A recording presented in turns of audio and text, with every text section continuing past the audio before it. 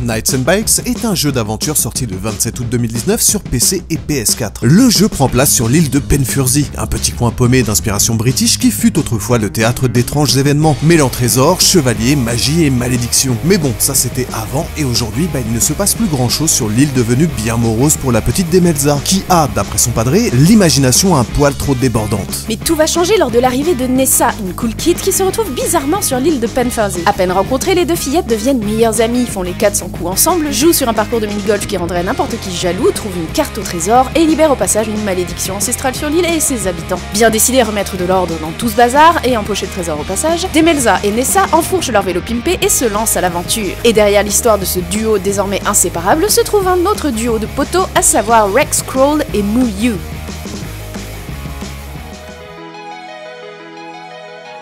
D'un côté, nous avons Rex Crawl, jeune designer en devenir qui, après un cursus en conception graphique suivi dans l'université de Falmouth en Angleterre, aimerait laisser parler sa fibre artistique dans le milieu du jeu vidéo qu'il affectionne particulièrement, et ce même s'il n'avait pas eu de console étant enfant. Et oui, c'est vachement triste, mais on y reviendra plus tard. Sa première expérience significative dans le milieu fut chez le mythique studio Lionhead, responsable entre autres du non moins mythique Black and White. Et si vous n'y avez jamais joué, sachez qu'il n'est jamais trop tard pour découvrir Black and White. Bref, Rex travaillera dans le studio en tant qu'animateur, graphiste, designer et même responsable artistique pour la franchise The Movies, et ce durant 6 années bien remplies. Durant le même laps de temps, de l'autre côté de l'Atlantique, Moo Yu n'affiche pas le même maillot mais partage la même passion. Avec sa licence d'ingénieur informatique obtenue en 2003 durant ses études à l'université de Californie, il souhaite lui aussi faire carrière dans le jeu vidéo. Et après un rapide passage chez Flipside et Kush Games en tant que développeur, il décroche le gros lot en se faisant embaucher chez Insomniac Games en décembre 2003. Il sera alors positionné sur la célèbre licence Ratchet & Clank qui lui permettra d'engranger expérience, compétences et confiance, le poussant à voguer vers d'autres horizons en 2007, acceptant d'intégrer le jeune studio Media Molecule basé en Angleterre. Et devinez qui s'y trouvait à ce moment-là? C'est donc en octobre 2007 que Rex Crawl et Moo Yu se rencontrent pour la première fois,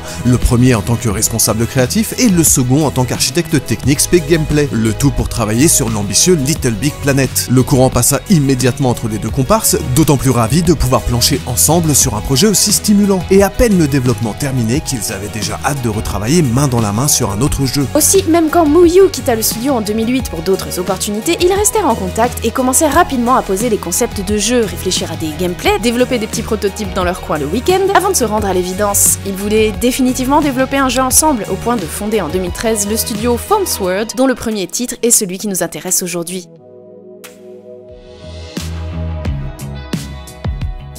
Pour Knights and Bikes, Rex et Moo allèrent sans surprise puiser dans leurs souvenirs d'enfance, avec comme source d'inspiration principale les Goonies ou encore Monster Squad, ces films mettant en scène une bande de gamins s'embarquant dans des aventures extraordinaires. Cependant, nos deux lascars ne souhaitaient pas se contenter d'un hommage appuyé saupoudré de quelques références bien senties. Il s'agissait plutôt de saisir la symbolique de ces films, à savoir le rite de passage à l'âge adulte. L'idée était donc de se remémorer cette phase de la vie où la moindre balade en forêt pouvait prendre des allures de quête fantastique avec des bâtons épais et ces pommes de pain explosives qu'on balançait aux monstres aux souches d'arbres. Ou enfourcher son vélo pour dévaler des pentes était une forme d'émancipation et même de rébellion envers l'autorité parentale, quand bien même on s'éloignait d'à peine 20 mètres des darons. Imagination, enfance, émancipation et rébellion, tels seraient les thèmes centraux qui guideront tous les aspects du développement de leur futur jeu. À commencer par la direction artistique, avec un univers ancré dans le réel et rapidement identifiable, mais vu à travers les yeux d'un enfant, et même dessiné par un enfant, avec ses proportions exagérées, ses couleurs pastel, ses perspectives toutes relatives et cet aspect crayonné volontairement grossier. Des caractéristiques que l'on retrouve notamment dans l'art naïf, dont l'un de ses représentants, le pêcheur et artiste peintre Alfred Wallace, est souvent cité par Rex Crawl comme référence. Et en plus, tout comme lui, il a grandi dans les Cornouailles. D'un point de vue gameplay, le jeu était initialement bien plus orienté combat, avant que Rex et Moo ne se rendent compte que se balader dans l'île pour faire la bagarre à tout ce qui bouge n'était pas vraiment raccord avec les thèmes énoncés plus haut. Énigmes et puzzles furent rapidement implémentés afin de donner du corps à cette chasse au trésor, doublée d'une bonne dose d'exploration permettant d'interagir et d'expérimenter avec le monde qui entourait notre bande d'apprentis aventuriers. En tout cas, autrement qu'en filant des tatanes. Et on dit bande d'aventuriers car au départ, à l'instar des Goonies, le jeu mettait en scène tout un groupe de gamins, chacun s'inscrivant dans un archétype bien marqué, avec le costaud, l'agile, le geek, le ressort comique, enfin voilà.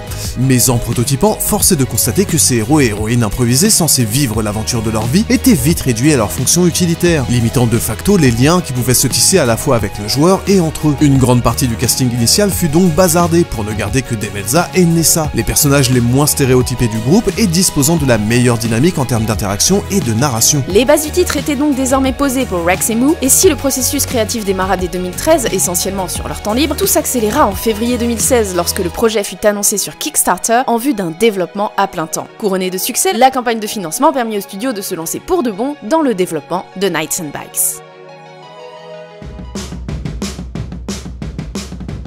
Si la direction artistique empruntait beaucoup à l'enfance de Rex Crawl, qu'il a passé selon ses propres dires dans un bled paumé des Cornouailles, c'est plus du côté de celle de Moo qu'il faut chercher des inspirations en termes de gameplay, en particulier pour l'aspect coop, car contrairement à Rex, Moo a grandi avec PC et console à la maison, et parmi tous les titres auxquels il a pu jouer, il y en a un qui fut particulièrement marquant. Accompagné par ses potos d'enfance, Moo passa un nombre incalculable d'heures sur le RPG culte de Squaresoft, profitant à fond du trop rare mode coop disponible pour ce type de jeu. Bon, par contre, niveau système de jeu, la coop de Secret of Mana c'était pas terrible, on va pas se mentir. Mais pour Moo, c'était justement ce qui se passait en dehors du jeu qui était important, à savoir que, malgré toutes ces imperfections mécaniques, on avait vraiment l'impression de vivre cette aventure et de sauver le monde avec nos amis. Aussi, il fut décidé très tôt que Knights and Bikes serait un jeu coop que l'on pourrait partager avec ses proches. Un choix qui faisait en plus totalement sens avec l'idée d'avoir un duo de personnages à la fois complémentaires en termes de caractère et de capacité. Et en parlant des capacités, si certaines seront exclusives à chaque personnage, il sera également possible de les combiner entre elles afin de créer une synergie supplémentaire entre Demelza et Nessa. Et les synergies, c'est toujours cool. Par exemple, les frisbees lancés par Nessa peuvent être déviés par Demelza en plein vol pour atteindre des cibles difficilement accessibles, et Demelza peut sauter à pieds joints dans des flaques laissées par les bombes à eau de Nessa pour créer une attaque de zone. Même la possibilité de se soigner se fait exclusivement à deux, à l'aide d'un high five du plus bel effet. Comme d'habitude, on vous donne donc rendez-vous sur notre chaîne Twitch pour tester ça ensemble.